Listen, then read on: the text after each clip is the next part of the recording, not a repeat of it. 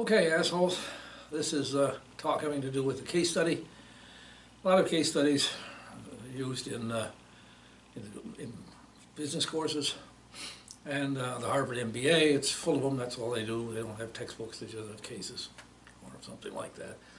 And it came from Harvard, but in the law school, and it was adopted by the business school, and now it's in various courses, and you need to get good grades in them, and so that's what we're going to deal with this. So the whole idea here, what I'm going to give you is some tips on how to do these things so you can beat the geeks.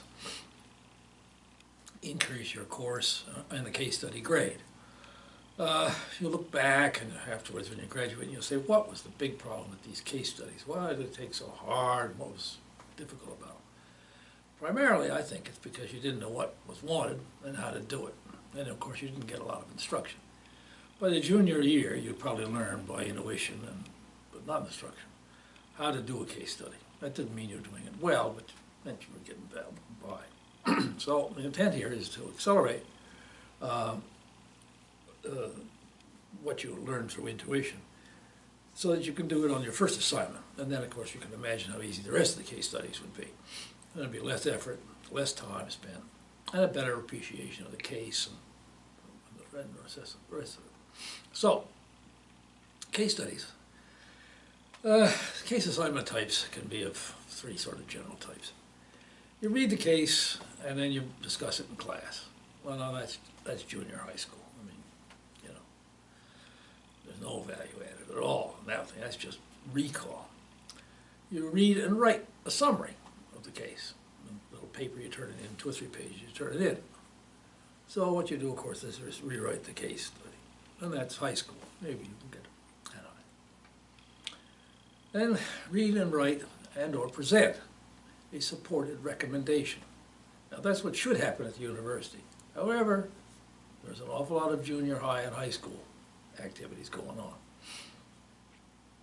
unfortunately. But the recommendation means you actually have to add value.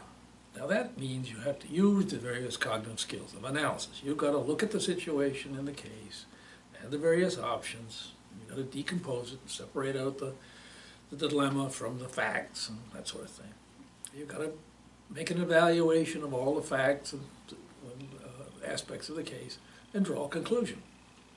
And then you've got to pull all those conclusions together in a written document, some sort of oral presentation, which ends up with a recommendation of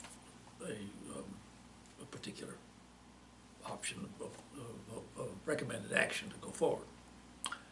The expected format that's wanted in industry or business, there's this tell them business. So you've got to tell people what you're going to do. Now that means you've got to state the conclusion first, a little bit of the background, and then the conclusion. And then you've got to tell them the stuff. So you've got to tell them the support for why you've reached that conclusion, and then they can evaluate the support in light of the conclusion. That's the key. And then the synthesis, you have to pull all of those various conclusions together. I'm sorry, tell them what you told them. You've got to bring together what you told them all together in terms of a recommendation. It's very similar to a geometric proof or a spelling bee. Cat, L-I-O-N, cat. You got it wrong.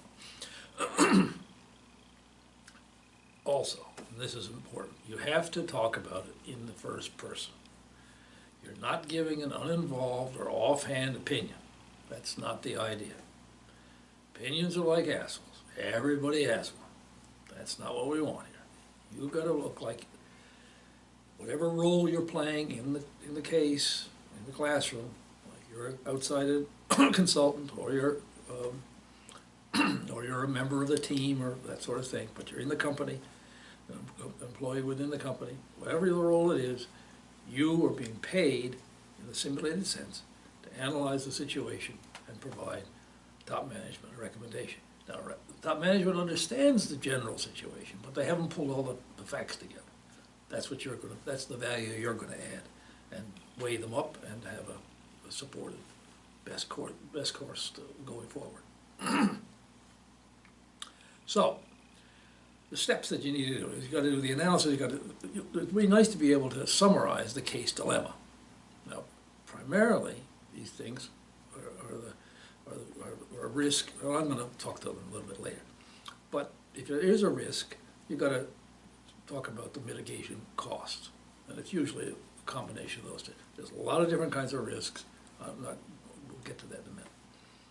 You've got to generate some kind of a hypothesis and a thesis for evaluation, which means the options that you want to go forward with. And you got to work this, evaluate that working thesis. That's what the hypo part of hypothesis means. It's a working thing. Typically, the analysis tool you might use is a SWOT. That's an overall tool, but they're every other tools. You got to draw conclusions from the SWOT, and then the other one, pros and cons, a weighted scoring matrix, and then you got to bring all of these conclusions together from the tools into a final recommendation.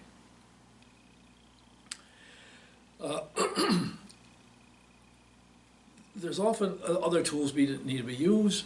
If there's going to be a recommendation, you should have some idea of mitigating any risk that you've uncovered. And you want to use appendices to keep the details of the analysis away out of the narrative body. Because what you want is a nice story that flows through in the body of the report or presentation. And then you want to have some kind of appendices. This is in a written report. But of course, the appendices should stand alone, and it should link to the narrative in the body. So when you turn to the appendix, you ought to know what it is. It's not just Appendix A, financials. It's Appendix A and then some specific aspect of it. Okay? This is kind of an interesting piece here that I think really adds some value.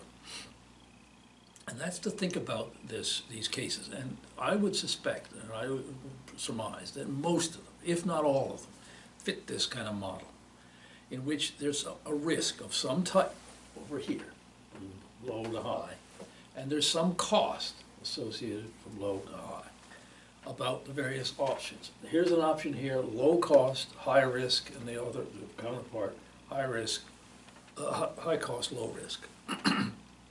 It'd be nice to have low and low, but it's usually fairly clear when you read the case that there's these two situations are brought out, and there's facts in the case which give you that you can almost select either one, and you can, and that's the way it's primarily been written for, because it's a study situation.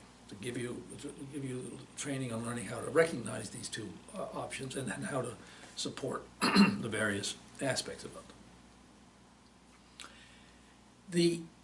Oftentimes, however, there's a mixed cost or a mid-cost and a mid-risk is oftentimes the best option. So you might start here and then go here and then work to the situation at the end. The cost in here is you're really just trying to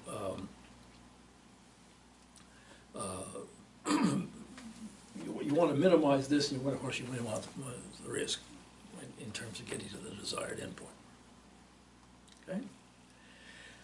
The SWOT.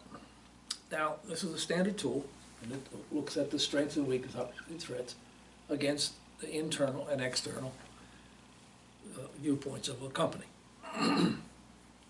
And typically the way students do it is that they just write down the various pieces, or the strengths here and weaknesses, that sort of thing, and in no particular order or importance. And the conventional thing is that the most important one should be first in a box, and that's what people would expect. However, it's kind of difficult to tell whether these two are of the same importance or not. So what you should do is put a numerical value next to it, or high, medium, low, next to each one of these statements in parentheses, such that you can have, so that the audience and or the management knows how you rank them in terms of importance.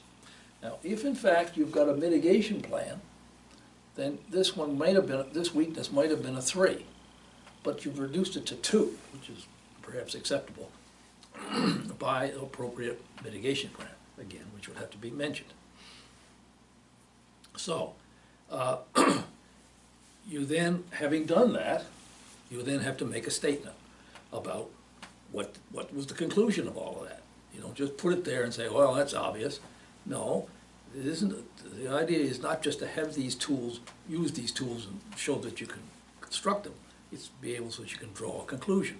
And everybody then can see how you're going to draw the conclusion. So you'd say, I conclude, or we conclude, that we want to accept this option because the strengths, when you total all of the strengths, are greater than all of the weaknesses. And similarly with the opportunities and threats. Now, you take that statement, you go back, and then I can look at it. Now, as a decision maker, I might quibble about this being, this should be a 1, or it should be a 3, or over here. But at least I know the thinking that you went into. And so when you get at the end of your presentation, or when you finish reading the report, when I finish reading, I could then call you in and ask to discuss that.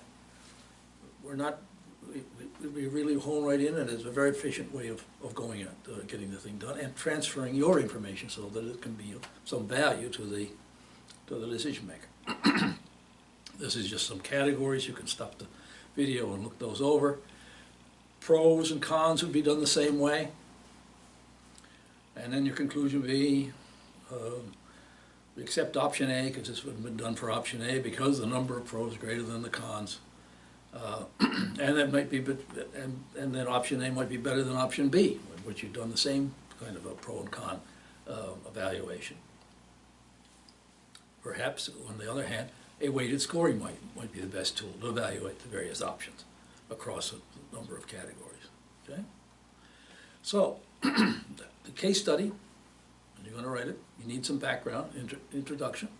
The case situation, which is that two-axis diagram, is a pretty fast way to get to summarize the dilemma that the management is in, or the company is in, and your recommendation. Then there's various analysis sections. Each section that would break down, you can put a figure in a table.